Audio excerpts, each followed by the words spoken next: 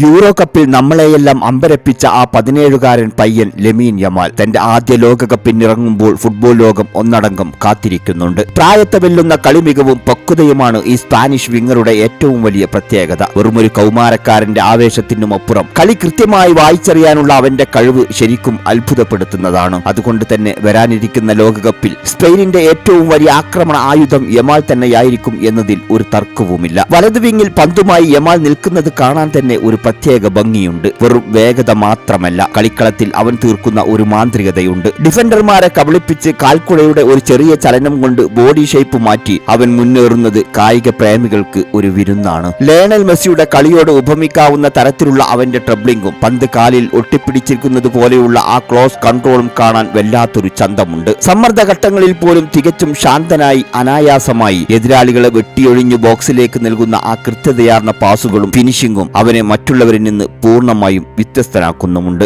ഈ ലോകകപ്പ് ടൂർണമെന്റിലെ ഏറ്റവും മികച്ച യുവതാരത്തിനുള്ള പുരസ്കാരം നേടാൻ ഏറ്റവും കൂടുതൽ സാധ്യത കൽപ്പിക്കപ്പെടുന്നതും യമാലിന് തന്നെയാണ്. സ്പെയിനെ വീണ്ടും ഒരു ലോക കിരീടത്തിലേക്ക് നയിക്കാൻ ലാമിൻ യമാലിന് സാധിക്കുമോ എന്നത് മാത്രമാണ് ഇപ്പോൾ ആരാധകർ ഉറ്റുനോക്കുന്നത്. തന്റെ സുന്ദരമായ കളിശൈലി കൊണ്ട് ആദ്യ ലോകകപ്പ് വേദിയിൽ തന്നെ ചരിത്രം കുറിക്കാൻ ലാമിൻ യമാലിന് എല്ലാ സാധ്യതകളുമുണ്ട്. എന്തായാലും ലാമിൻ യമാൽ ഈ ലോകകപ്പിലെ താരമാകുമോ എന്ന് നമുക്ക് കാത്തിരുന്നു കാണാം.